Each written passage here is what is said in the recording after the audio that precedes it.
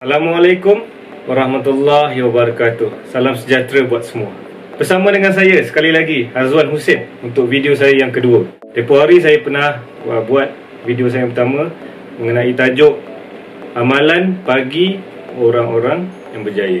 Untuk video kali ini, saya nak buat sedikit perkongsian mengenai beberapa habit yang boleh anda ikut pada waktu pagi yang membolehkan anda mendapatkan hari yang produktif pada hari tersebut. Buat pengetahuan tuan-tuan dan puan-puan, dalam sehari yang paling penting adalah pagi bagi saya.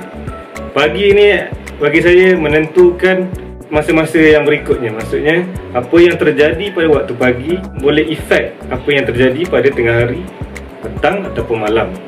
So, dan kebanyakan orang-orang yang berjaya di dunia ni, kalau kita tengok, banyak memulakan hari-hari mereka pada waktu pagi.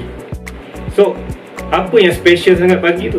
Itulah masa di mana kita dapat fokus 100% pada apa yang kita nak capai. So, dalam video kali ini, saya nak kongsikan 6 cara yang mungkin anda, tuan-tuan dan puan-puan, boleh apply mengikut kesesuaian lifestyle masing-masing, adjust dan customize. Apa yang baik mungkin tuan-tuan boleh ambil dan tengok mana yang tuan-tuan boleh lakukan. Cara yang pertama sekali, jangan tekan snooze button di alarm clock anda. Selalu kebanyakan pada kita mempunyai alarm clock melalui phone ataupun melalui jam yang kita beli, jam loceng tu kita letak kat tepi katil. Okey, semua loceng ke ataupun handphone ke ada button snooze. So, perkara yang pertama sekali, elakkan daripada menekan button snooze selepas anda bangun. Elakkan, sebab kebanyakan daripada kita bila bangun, kita tak terus bangun, kita akan tekan snooze dulu. So, itu akan membuatkan anda menjadi procrastinating, ataupun anda rasa membuatkan anda sebenarnya tak bangun terus, tapi melambatkan masa untuk anda bangun. So, itu membuatkan anda hilang produktiviti sikit. Itu perkara yang pertama. Okay. Habit yang kedua adalah meningkatkan motivational level anda. Macam mana cara dia? Okay. Pertama sekali, sebelum tidur, anda niatkan sebelum tidur apa yang anda nak capai pada hari esok. Selalunya niat ni, kita yang paling penting sekali adalah kerana Allah Ta'ala. Selain pada tu, kita niatkan juga untuk kita, sebagai contoh, kita nak menjadi, saya bagi contoh yang paling senang, mungkin saya nak menjadi seorang ayah yang terbaik pada esok hari. Kita niat, saya nak menjadi seorang suami yang terbaik pada esok hari. Saya nak menjadi seorang pekerja yang baik, yang terbaik di syarikat saya, ataupun saya nak jadi bos yang terbaik untuk pekerja-pekerja saya. Itu niat. Saya nak bantu orang, macam-macam. Niat sebelum tidur. Itu adalah habit yang kedua. Untuk habit yang ketiga, okay, anda dah niat dan anda dah tidur dan anda bangun daripada tidur. So, yang ketiga adalah selepas je anda bangun, selalunya kalau untuk umat Islam, kita bangun dalam pukul 4:30 ataupun 5 pagi. Itu adalah masa yang paling sesuai untuk kita membuat tahajud ataupun sesi di mana kita mendekatkan diri dengan Tuhan. So, untuk yang ketiga ni, habit yang ketiga adalah mempunyai sesi di mana anda berkomunikasi ataupun sesi mindfulness dengan Tuhan. Ini adalah waktu yang paling sesuai. Saya bagi metafora sebagai contoh. Bila anda memandu kereta di highway, contoh saya bagi highway Max Highway daripada Putrajaya, daripada KL ke Putrajaya pada waktu petang selepas kerja. Confirm jam teruk, traffic jam daripada KL ke Putrajaya pukul 6. Mesti penuh jalan. Cuba anda bayangkan anda bawa kereta yang sama di highway yang sama, tapi pada waktu 5 pagi. Beza kan?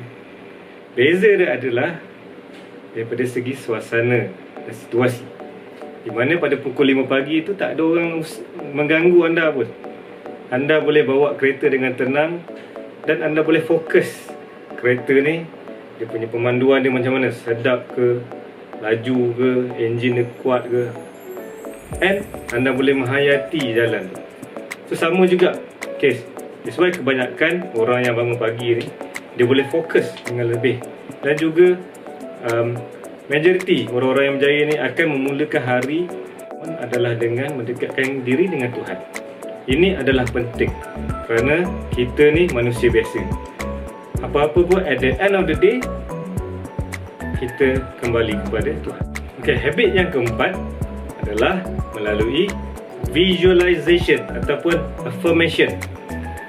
Okay, bagaimana nak buat ni? Tadi bila anda dah bangun, anda ada sesi berkomunikasi bersama dengan Tuhan, sesi tahajud, sesi sunat, solat sunat dan sebagainya. Lepas itu solat subuh. Lepas solat subuh, setkan masa anda sesi untuk bermusabah diri, di mana anda visualize apa yang anda nak capai. Okey, tadi saya dah mention sebelum tidur anda niat. Anda niat nak jadi sekian. So tadi saya bagi contoh, anda niat nak jadi seorang ayah yang terbaik pada hari esok. So pada esoknya selepas solat subuh tu, anda visualize macam mana anda nak buat hari anda tu menjadikan anda seorang ayah yang terbaik. Macam mana nak buat?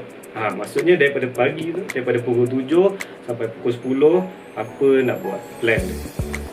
10.30 sampai Zuhur, apa plan dia.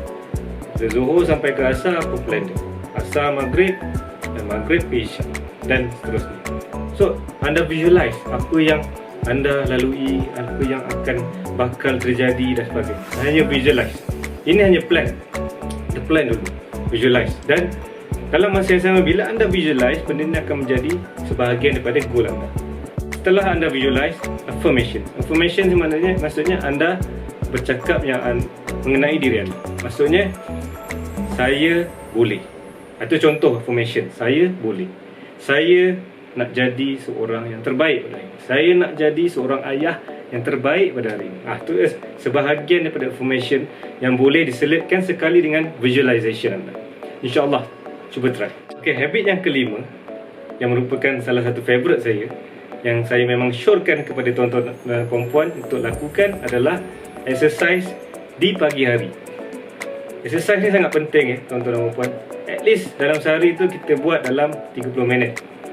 Kajian menunjukkan sebahagian besar orang-orang yang berjaya ni, salah satu aktiviti harian mereka adalah melalui exercise. So exercise pula pada waktu pagi, itu yang waktu yang paling sesuai. Boleh juga buat pada waktu petang ataupun malam, tapi pagi merupakan waktu yang paling sesuai, di mana kita fresh, kita baru bangun, optimum level, badan kita sangat segar dan memang sesuai untuk membuat sedikit exercise. So, bila kita exercise, dalam masa yang sama kita pump kita punya jantung dan darah ke seluruh badan. So dalam masa yang sama, ia membuatkan anda menjadi seorang yang segar, fresh. So bila anda mempunyai badan yang sihat, yang fresh, yang bertenaga, ia akan menjuruskan kepada mental yang sihat, pemikiran anda yang sihat. Ini adalah penting untuk kita mendapatkan hari yang produktif. Kita memerlukan badan yang sihat dan juga pemikiran yang proaktif. So tuan-tuan dan puan, exercise. Kalau mana yang ada treadmill di rumah, itu adalah bonus. Hari-hari boleh lari di rumah. Kalau tak ada treadmill di rumah pun tak apa, boleh lari di taman, lari ataupun brisk walk di luar, berjalan selama 30 minit ke sejam. Kepada sesiapa yang nak buat exercise di rumah, saya boleh sarankan untuk anda membuat HIIT, High Intensity Interval Training, HIIT. So ini merupakan satu exercise yang buat kejap je dalam 10 ke 15 minit, tapi dia punya impact, dia punya penat tu macam anak exercise 30 ke sejam. Anda boleh Google HIIT tu ataupun YouTube dan cuba di rumah, InsyaAllah. Okey, dan yang terakhir sekali, habit yang keenam adalah dengan read dan write. Kalau dalam buku tu dia mengupas kan beberapa poin yang penting mengenai read dan write ni, membaca dan menulis. So kebanyakan orang-orang yang berjaya dia banyak menulis ataupun membaca. Dalam sehari itu dia boleh baca 2-3 buku ataupun dia boleh menulis. Dan kebanyakan apa yang ditulisnya semuanya daripada hati. Contohnya diary. So apa yang saya boleh kongsikan, tuan-tuan boleh buat, apa yang anda boleh tulis, anda cuba tulis perkara apa yang membuatkan anda bersyukur pada hari itu. 10 perkara yang membuatkan anda bersyukur pada hari itu. 10 things that you make you feel gratitude. You know, that is one of the things yang akan membuatkan anda rasa bersyukur, rasa alhamdulillah, rasa cukup dengan apa yang Allah berikan kepada kita. So, trust me, bila anda tulis tu, dia sebenarnya daripada apa yang anda tulis, dia akan pergi kepada hati. Dan in fact, apa yang anda tulis tu pun daripada hati anda. So, tuliskan, dokumenkan benda tu. Dan insyaAllah, pada waktu-waktu lapang, cuba anda tengok balik buku tu, tengok apa yang anda bersyukur. Saya bersyukur hari ini saya dapat bernafas. Saya bersyukur hari ini saya dapat kehidupan yang baik. Saya bersyukur hari ini saya dapat tidur dengan tenang. Saya bersyukur hari ini saya tidak ada hutang. Tulis. InsyaAllah benda tu boleh membuatkan anda rasa tenang je. Dia rasa macam cukup je.